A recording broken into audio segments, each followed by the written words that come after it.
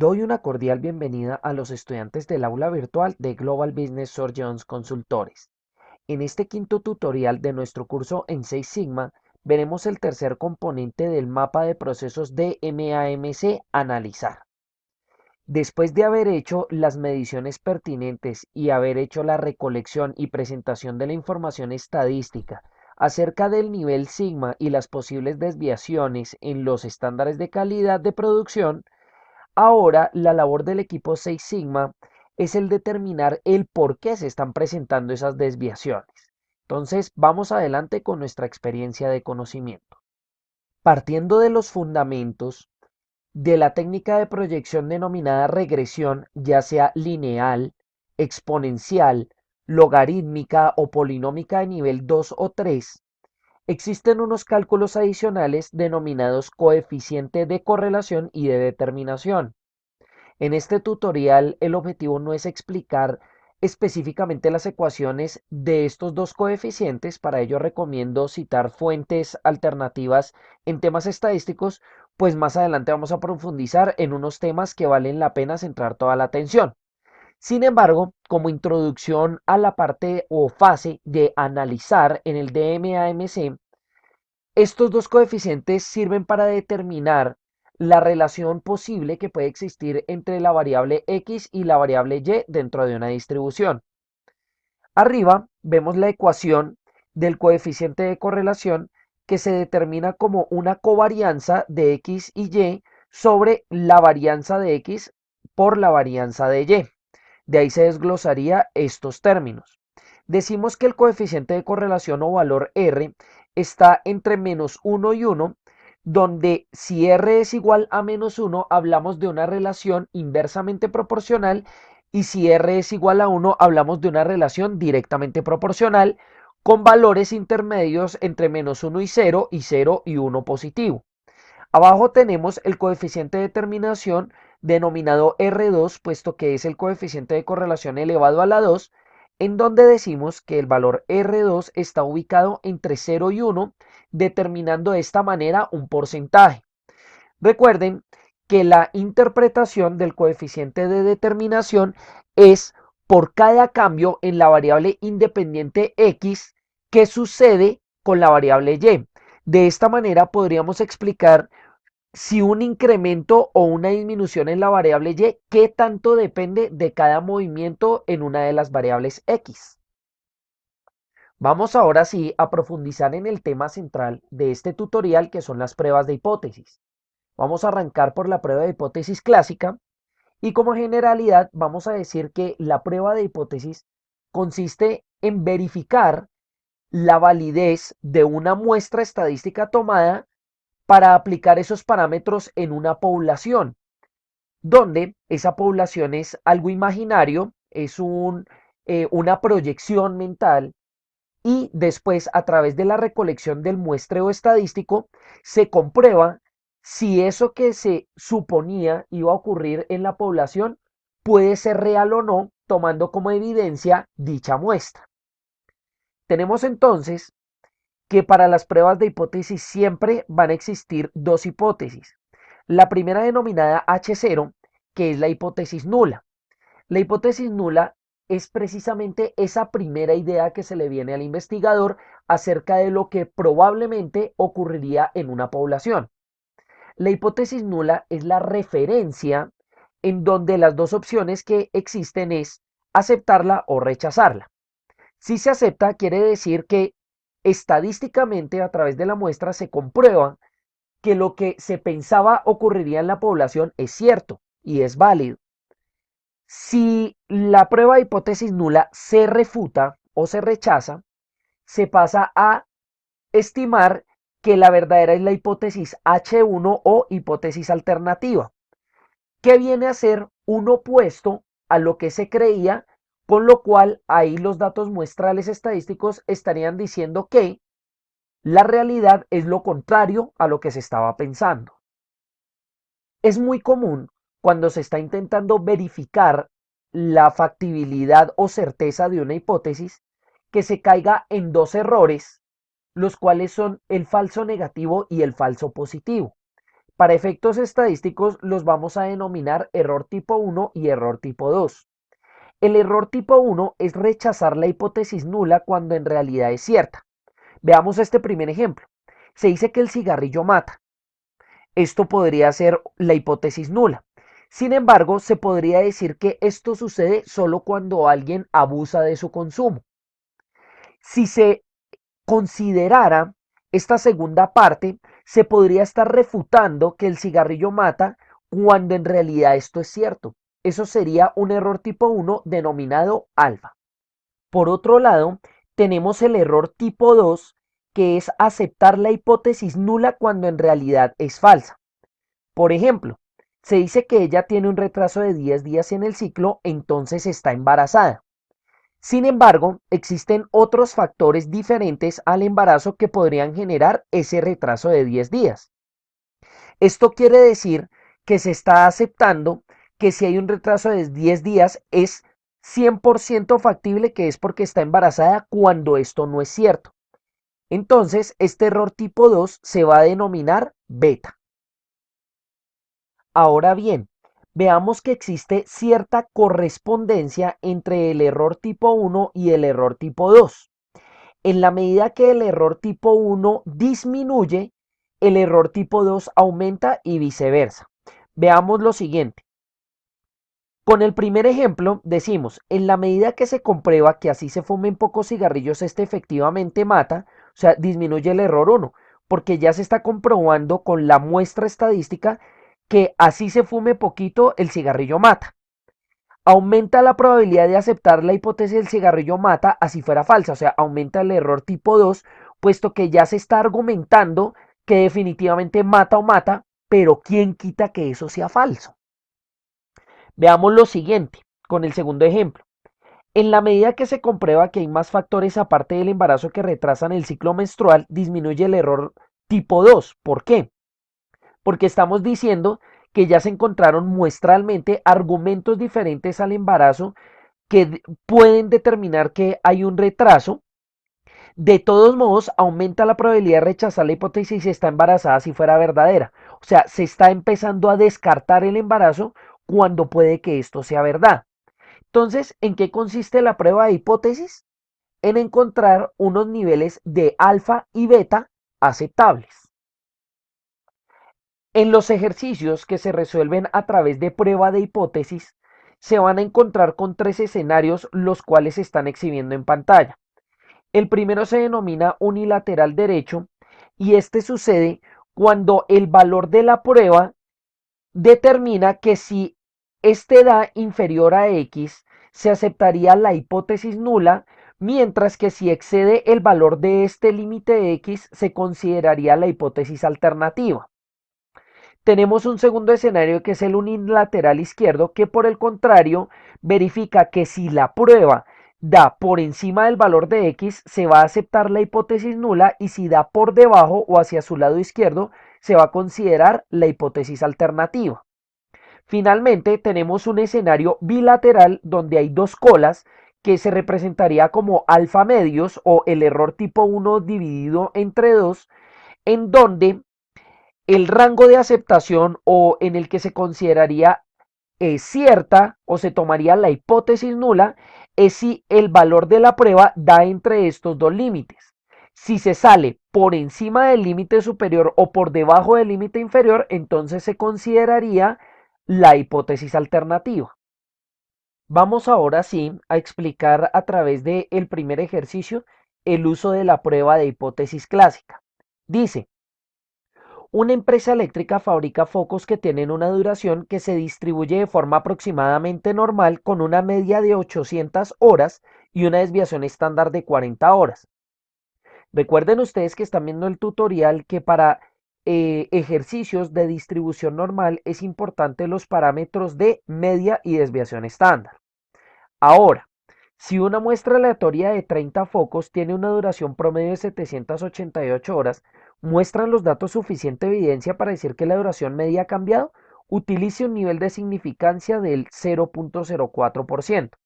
O sea, lo que se está preguntando en este ejercicio es que si esta disminución de 800 a 788 horas es lo suficientemente significativa para decir que se ha mejorado el desempeño de esa empresa. El nivel de significancia es lo opuesto al intervalo de confianza estadístico. Quiere decir que si el nivel de significancia en este caso es del 0,04 o 4%, el intervalo de confianza que se estaba manejando al sacar la distribución normal es del 96%. Veamos entonces la ecuación. Decimos que el límite es igual a la media poblacional hipotética más o menos la estandarización del nivel de significancia multiplicado por la desviación estándar sobre la raíz cuadrada de la muestra.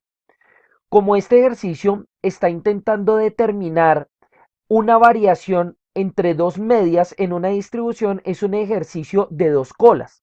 Por lo tanto, vamos a tener un límite inferior y un límite superior.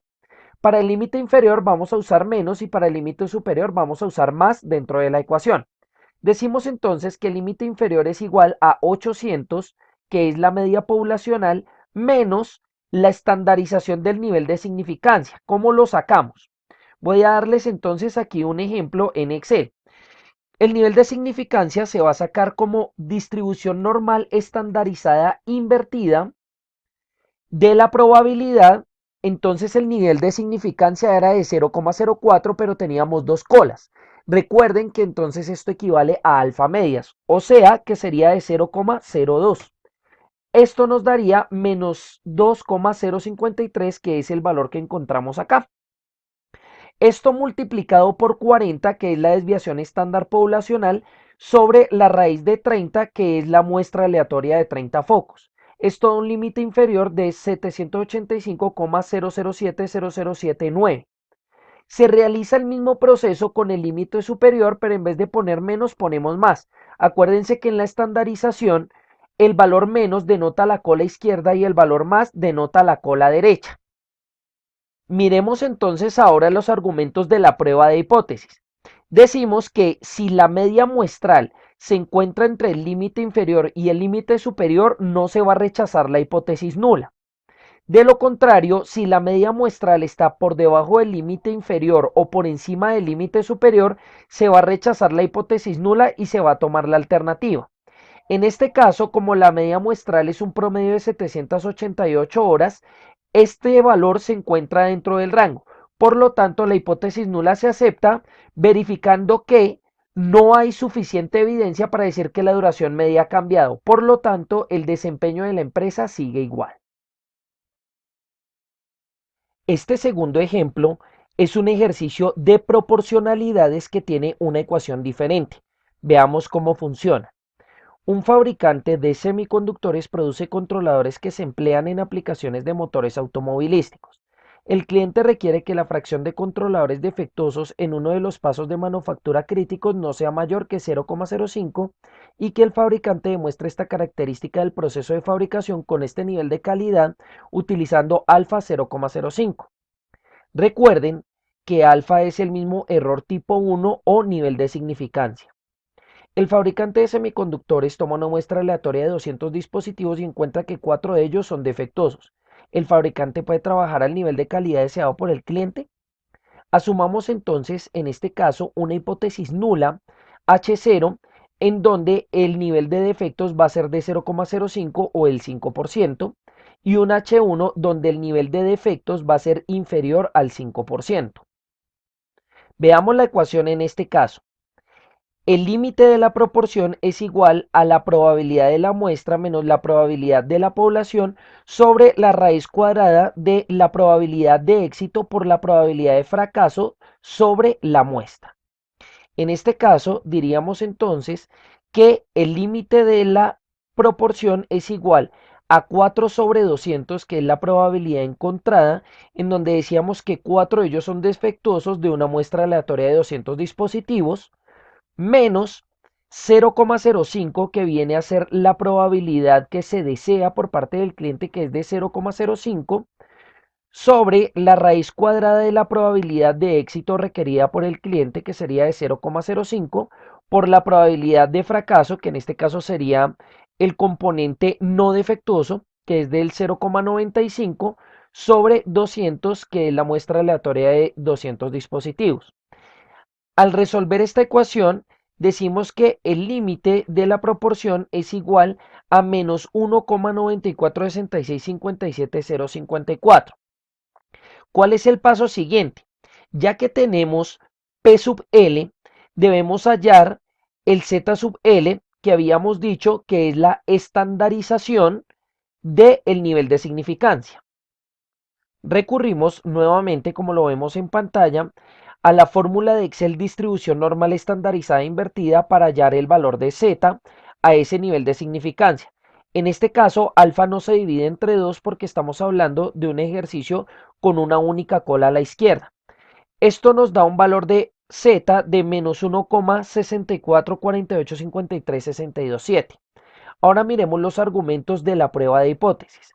Decimos, si P sub L es mayor o igual a Z sub L, la hipótesis nula se acepta. En cambio, si P sub L es menor a Z sub L, la hipótesis nula se rechaza. Entonces miremos a ver. La prueba nos da que el límite inferior de dicha prueba es de menos 1,946657,054, que al tratarse de un valor negativo quiere decir que está a la izquierda en la recta numérica o que es inferior al valor de la estandarización del nivel de significancia. Quiere decir que aplicaría el segundo argumento donde PL es inferior a ZL. Por lo tanto, la hipótesis nula se rechaza. Esto quiere decir que la fracción de artículos defectuosos es inferior al 5%. Hasta el momento hemos visto ejemplos de la prueba de hipótesis clásica, pero ahora haremos uso de la prueba de hipótesis según la distribución chi cuadrado para hallar la proporcionalidad entre la media muestral y poblacional para una variable cualitativa. Y dice, un productor de gaseosas quiere saber si el género de sus consumidores, o sea, entre hombres y mujeres, es independiente de sus preferencias entre los 4 sabores de gaseosa que ofrece. El nivel de significancia es del 5% y la hipótesis nula dice que género y preferencias son variables independientes y la hipótesis alternativa dice que género y preferencias son variables dependientes. Ahora miremos atentamente este enunciado. Dice que la prueba chi cuadrado requiere la comparación del chi cuadrado prueba con el chi cuadrado tabla. Si el valor estadístico de la prueba es menor que el valor de la tabla, la hipótesis nula es aceptada. Caso contrario, la hipótesis nula es rechazada. Quiere decir que en todo ejercicio de prueba de hipótesis según la distribución chi cuadrado, hay que comparar el valor de la tabla chi cuadrado ya preestablecida con el valor del cálculo que ya arroje la prueba chi cuadrado. Entonces, acá en pantalla ven los argumentos necesarios para cada uno de los dos cálculos.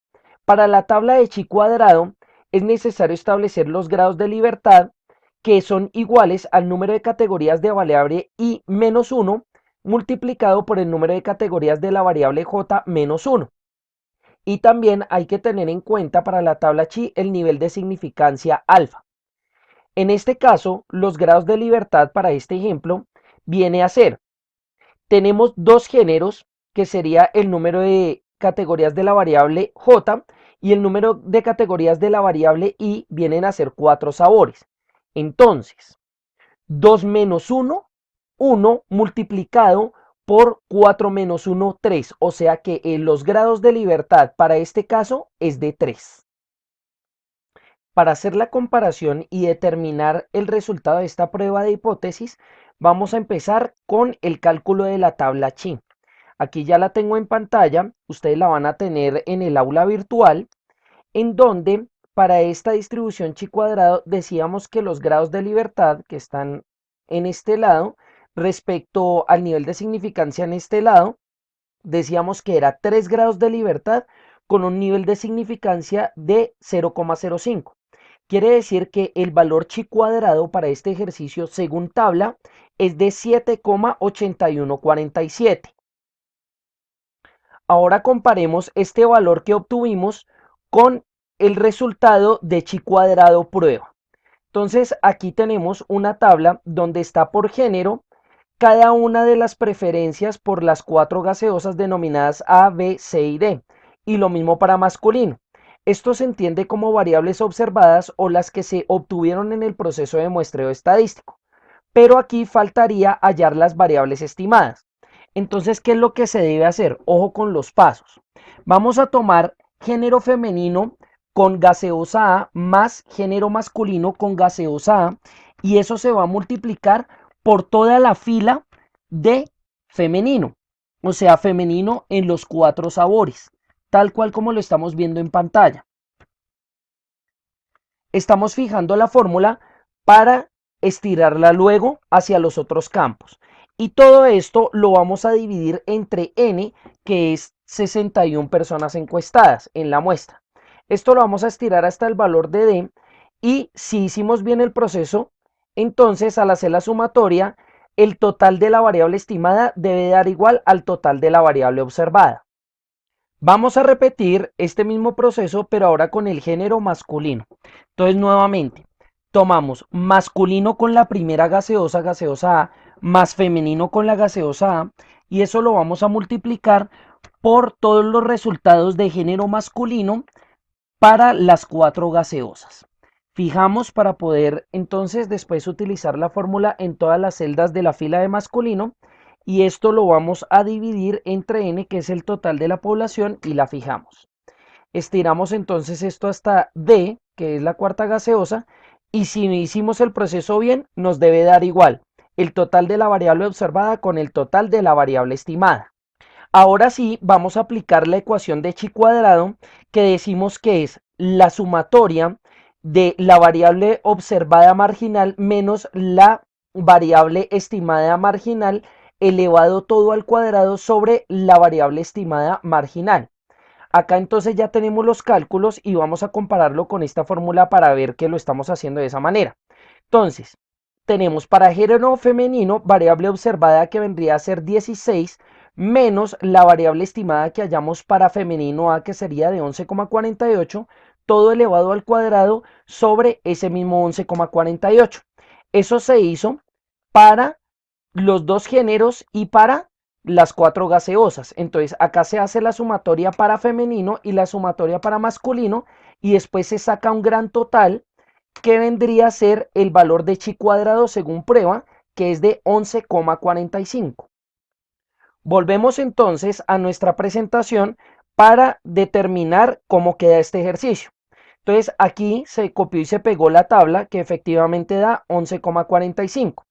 Entonces, ¿cómo nos quedó el argumento? Como el valor de la prueba de 11,45 es mayor al valor hallado en la tabla, que era de 7,8147, entonces la variable nula es rechazada, por lo tanto se dice que las preferencias por cada gaseosa sí dependen del género. Finalmente, tenemos otra herramienta para el cálculo de hipótesis que es el ANOVA o análisis de la varianza. A diferencia de lo que vimos anteriormente con la distribución normal y la distribución chi cuadrado, el ANOVA sirve para determinar la relación entre varias medias poblacionales en relación a varias medias muestrales. Miremos este ejemplo. De un cultivo de papa se tomaron aleatoriamente 4 parcelas para probar el efecto de 4 fertilizantes distintos. Según el rendimiento obtenido en libras de papa, en cada parcela se desea probar la efectividad de los agroquímicos a un nivel de significancia del 5%. Tenemos como hipótesis nula que las libras promedio de papa obtenidas serán las mismas usando cualquier fertilizante, esto es, que todas las medias sean iguales. O tenemos una hipótesis alternativa que dice que el rendimiento promedio de al menos una parcela variará explicado por la efectividad del fertilizante aplicado en ella. Como sucede con el cálculo que vimos anteriormente del chi cuadrado, hay que comparar el valor de la tabla Fisher, en este caso, o tabla F, con el valor de la prueba Fisher o prueba F. Miremos a ver cuáles son los argumentos para la tabla Fisher. Primero, a diferencia de la tabla chi cuadrado, este va a tener 2 grados de libertad. Grado de libertad de la variable 1 con grados de libertad de la variable 2 denominados del numerador y el denominador respectivamente. Y nuevamente se tiene en cuenta el nivel de significancia alfa.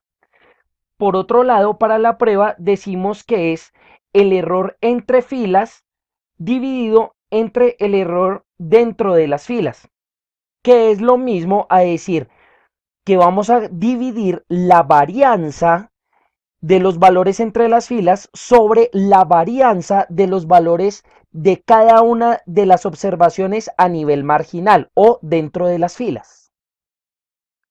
Bueno, entonces vámonos a nuestra hoja de cálculo en Excel para realizar la prueba Fisher y de paso vamos a sacar los valores de la tabla Fisher. Tenemos entonces aquí a nivel de filas 4 fertilizantes y a nivel de columnas 4 parcelas, cada uno con los rendimientos en libras de papa obtenidos. Y tenemos los totales como sumatorias de dichas filas. Lo primero que hay que hacer entonces es sacar la media muestral o la media de cada una de esas filas. Y acá vamos a estirar la fórmula. Luego determinamos el valor de la denominada gran media, que es la media de las medias, o sea, le sacamos el promedio a todo esto. Y después aplicamos la siguiente fórmula, donde decimos varianza entre las filas es igual a columna por la sumatoria de la media muestral menos la gran media, todo elevado al cuadrado sobre filas menos 1. Entonces, para poder llevar a cabo esa ecuación, vamos a hacerla por partes. Primero, media muestral menos la gran media, esta la vamos a fijar, todo elevado al cuadrado. Se cuenta que estamos haciendo la fórmula. Y esto lo vamos a estirar hasta acá. Aquí nos daría la sumatoria de esto. Y finalmente, entonces, la variación entre filas lo tenemos como número de columnas. ¿Cuántas son? 4. Entonces, 4 multiplicado por la sumatoria de todo esto, o sea, por este valor, se cuenta ahí cómo está formulado, dividido entre filas menos 1.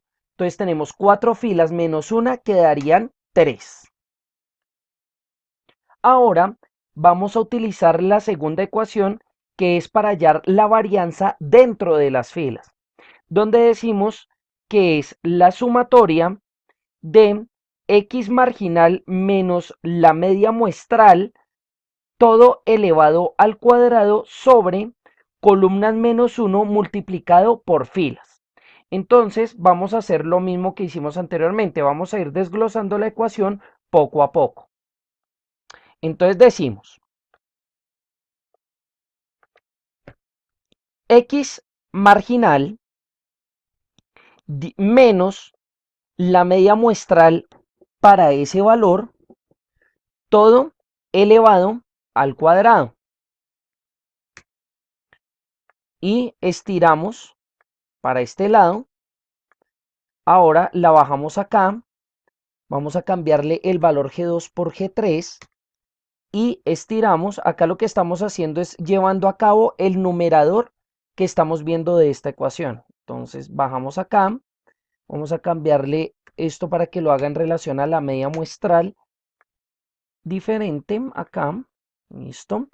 Y lo vamos a hacer para la última fila, donde vamos a poner G5, o sea, la media muestral para el fertilizante tipo 4.